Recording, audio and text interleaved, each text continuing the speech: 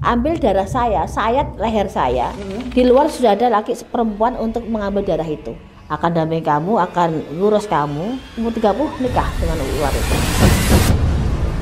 Halo, ketemu lagi di Ruang Radio. Selalu ada ruang untuk radio. Dan kali ini bersama saya Radit Red, yang pastinya episode kali ini episode yang luar biasa. Episode yang sangat spesial karena pastinya ini yang datang ya seseorang yang jujur saya salah satu yang mengidolakan beliau, dan jujur juga hari ini agak sedikit nervous, deg-degan. Selamat sore Mbak Yu. Selamat sore. Ya, apa kabar? Alhamdulillah baik. Akhirnya loh bisa ketemu ya. Ada Mbak Yu di sini ya. Selamat sore semuanya. Moga-moga berkah hari ini dan selanjutnya. Iya, selalu. Saya tuh sebelum ketemu Mbak Yu ya, begitu ada jadwal sama Mbak Yu, saya mikir aduh deg-degan nih ketemu sama Mbak Yu. Ternyata begitu ketemu ya, beliaunya ini sangat ramah sekali. Aduh, senyumnya aja adem banget loh Mbak Yu ya. Ini kalau sekarang ini lagi sibuk apa nih Mbak Yu? Kalau sibuk ya gini aja, tapi kan memang saya jarang pulang ke Salatiga. Kebetulan saya ada acara di Salatiga dengan radio saya. Iya. Dan alhamdulillah kita dipertemukan hari ini. Kalau kata sibuk ya tiap hari terima tamu di Jakarta. Ada berapa panggilan untuk di stasiun TV. Iya. Ya masih rutinitas yang seperti itu. Oke, sebentar. Tadi Mbak Yu sempat bilang sudah lama tidak pulang ke Salatiga. Iya. Ini salah satu pertanyaan saya. Sebenarnya Mbak Yu itu asli mana? Salatiga berarti? Saya asli Salatiga. Saya lahir di Salatiga. Besarnya di Jogja. Iya. Terus saya pindah ke Bandung. Pernah tinggal di Semarang juga. Pernah tinggal di Semarang juga. Saya pernah tinggal di Semarang selama hampir 6 tahun. Lumayan. Itu tahun kapan itu Mbak Yu? Itu tahun 2000-an sampai tahun 2008 kalau nggak salah itu. 2008 saya langsung pindah ke Bandung. Ke Bandung. Saya jadi warga Bandung. Tapi saya kerjaan di Jakarta, jadi berawiri antara Jakarta, Bandung, Jakarta, Bandung. Oke. Tapi saya nggak lupa dengan banyak memori di kota Semarang. Oke. Banyak memori juga. Sangat luar biasa. Ada memori apa salah satu yang mungkin paling diingat dengan kota Semarang? Mumpung nih ya. Ya jelas saya pernah punya suatu pekerjaan di Semarang. Iya. Saya pernah punya pekerjaan interior di Semarang. Dan saya pernah punya usaha di Semarang. Dan itu tinggal cerita aja, dan teman-teman yang luar biasa di kota Semarang dengan begitu sangat antusias sampai sekarang pun. Beliau-beliau sangat luar biasa terhadap saya. Dan saya dianugerahi teman-teman yang baik dalam hidup saya. Iya, karena emang orang baik pasti dipertemukan dengan orang baik juga. Amin. Ya Mbak Yu ya. Nih, ini satu pertanyaan juga yang dari kemarin ya, saya tuh pengen nanya. Apa? Ini Mbak Yu kan sebagai seorang yang luar biasa, bisa punya kemampuan menerawang ya. Sebenarnya cita-citanya dulu apa? Kalau mungkin anak kecil kan ditanya cita-cita apa? Dokter, cita-cita guru. Apakah Mbak Yu dulu kecil ditanya cita-cita paranormal gitu? Saya tidak pernah suka dengan nama jadi paranormal. Saya sangat menolak jadi paranormal. Menolak jadi paranormal? Sangat. Karena keluarga besar saya paranormal kebanyakan. Nah, itu. Terus kakak saya yang Abri pun juga nyambi jadi paranormal. Saya marahin, ngapain jadi paranormal? Saya paling benci jadi paranormal. Berarti emang udah keturunan keluarga ya? Keluarga besar semua paranormal. Keluarga besar semua. Mbak saya bilang kamu nanti titik wancinya kamu akan jadi paranormal. Itu pun saya tidak pernah mau. Gak pernah mau. Bahkan menolak tadi sebut bilang. Saya tolak. Iya. Saya paling benci banget sama jadi paranormal. Kan saya lihat kakek saya juga capek. Mbak saya capek jadi paranormal. Mbak putri saya juga kan ada keilmuan sendiri-sendiri. Kejawen juga. Terus saya lihat, saya cuma kepengen jadi polisi, poluan atau kuat. Tapi saya sadar diri karena saya itu pendek. Terus saya mikir, saya harus kuliah, saya kuliah, saya harus kerja, punya usaha sendiri. Kuliahnya apa dulu? Dulu saya ambil 2 tempat, saya diambil marketing sama desain interior. Dari desain interior lo bisa larinya ke sini akhirnya ya. Iya, dan kayak itu semacam keilmuan desain sampai sekarang saya masih kerja kayak mengelola. Tapi kalau yang sekarang saya lebih cenderung ke paranormal. Kalau dulu saya ngobatin teman, ya ngobatin dulu nomor sekian, kerja dulu baru ngobatin. Kalau sekarang saya untuk jalan-jalan ataupun saya untuk sekedar relax itu saya susah. Waktu saya hanya untuk bekerja dan bekerja. Ya. Tapi kalau sebenarnya ya, walaupun tadi Mbak Yu sempat bilang kalau sempat menolak pengen jadi seorang paranormal, meskipun akhirnya sekarang ya mau nggak mau nyebur udah menjadi seorang Mbak Yu yang kita kenal dengan penerawangannya yang sangat luar biasa. Itu kalau benar-benar pure mulai itu dari kapan? Sebenarnya gini, dari kecil saya kata ibu saya atau sama keluarga saya memang udah sering ngobatin. Tapi waktu kecil karena cuma ditiupkan atau kasih nomor toge zaman dulu. Oh iya. Terus kalau kita tangan disapkan sama yang luka gitu cepat kering. Terus mulai agak dewasa itu saya dari remaja, Mbak saya bilang kamu jadi beras nganten saja ya, Nduk. Karena kamu punya sembodonya. Iya. Itu pun enggak Mbah, saya kan jalani puasa. Tapi pada jalannya Mbak Kakung punya keinginan lain. Kamu ikut ilmu saya aja kejawen. Oke. Jangan jadi perias nganten. Jangan ikuti Mbah Putrimu. Iya. Saya nurut juga.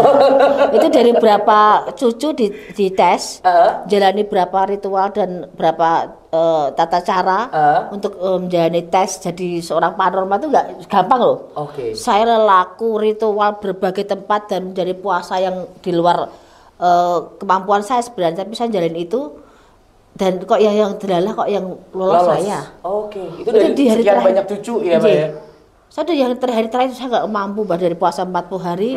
Hari terakhir saya harus melek dari sampai pagi nggak boleh merem sedikit pun. Saya sampai nggak kuat Mbah duduk gitu sampai menjelang subuh dah akhirnya saya lolos. Itu pun saya nggak mau jadi paranormal tetap. Masih itu udah lolos dengan ujian yang begitu luar biasa masih belum belum mau.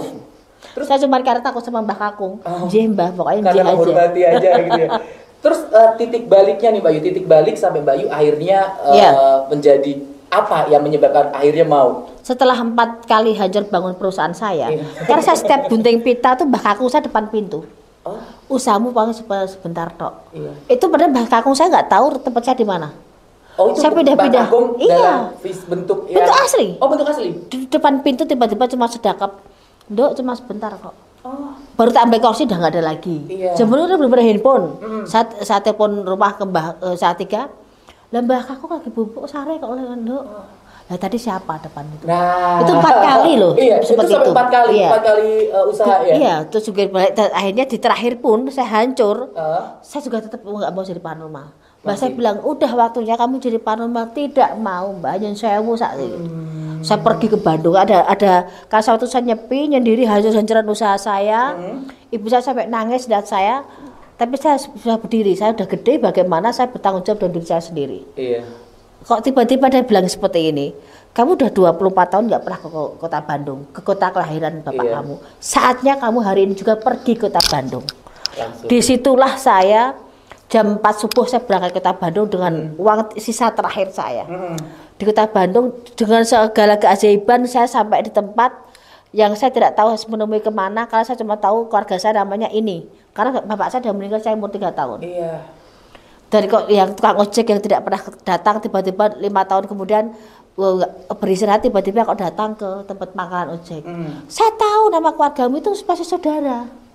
Padahal baru 5 tahun dia baru ngojek itu lagi. Kayak dipermudah semuanya ya Mbak. Di tengah perjalanan saya ketemu anak SMA yang tanya sama saya, Mbak mau kemana? Saya mau kota Bandung, mau ke alamat ini. Kata satu kampung sama saya. Nah. Ya kayak emang dikasih jalan iya, saya ya, berhenti terakhir di kota Cirebon karena busnya mogok. Iya. Diganti bus lagi ketemu anak SMA itu. Oh, itu karena masih tetangga. Naik bus ya, Mbak Yu ya? Iya, itu. Iya, ya Allah.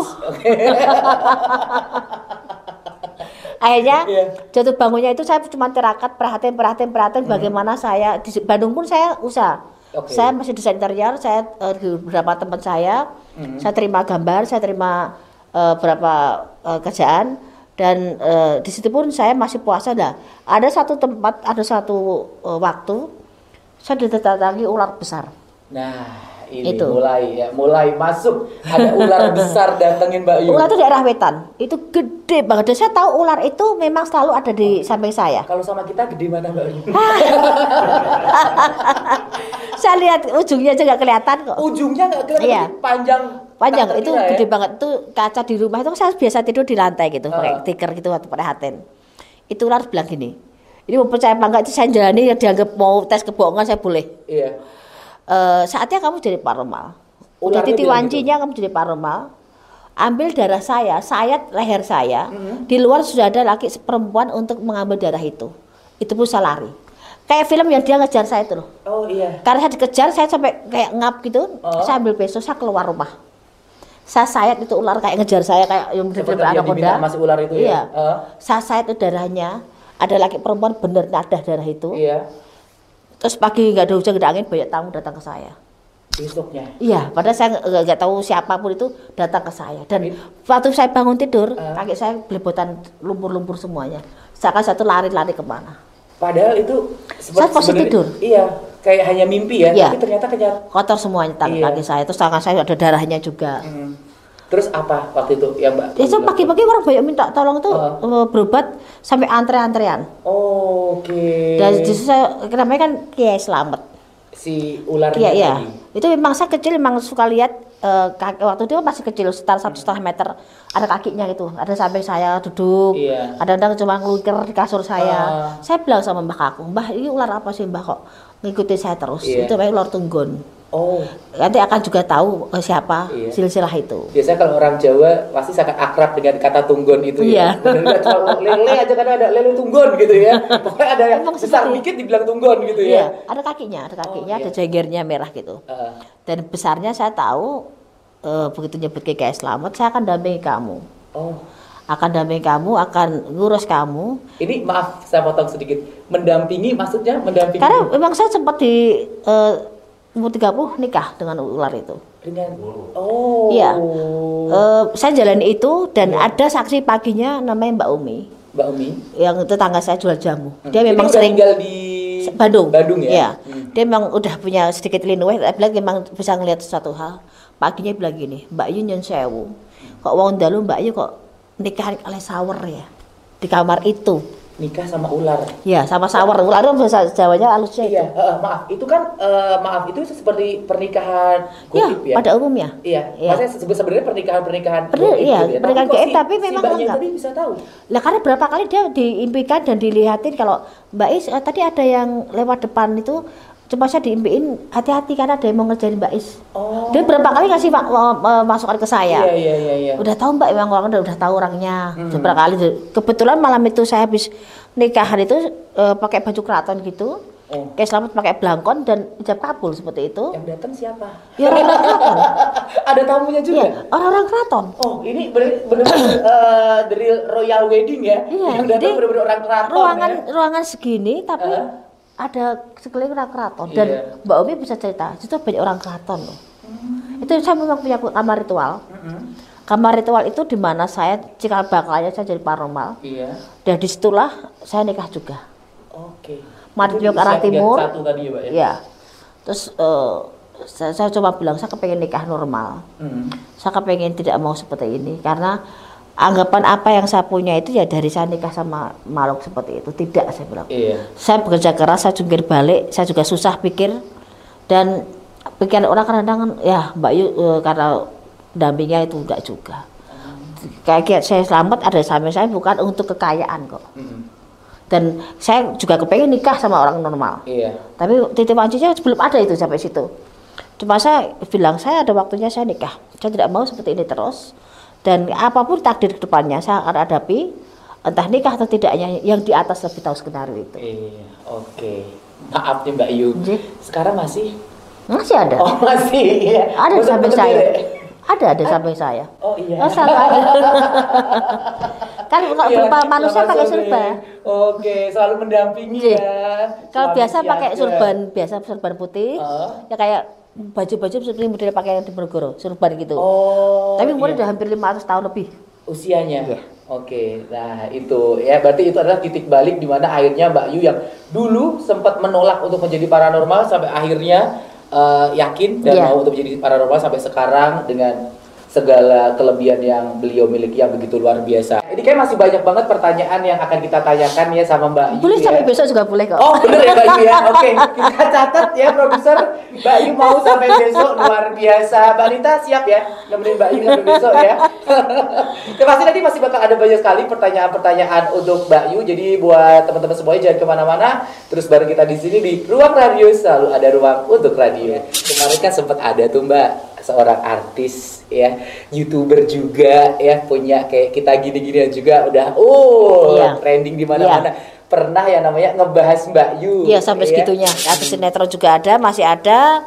Ada yang I, depannya ada A, terus ada L-nya itu ada. Depannya A, terus ada L-nya itu masih ada itu. Artis depannya A, belakangnya L-nya ya.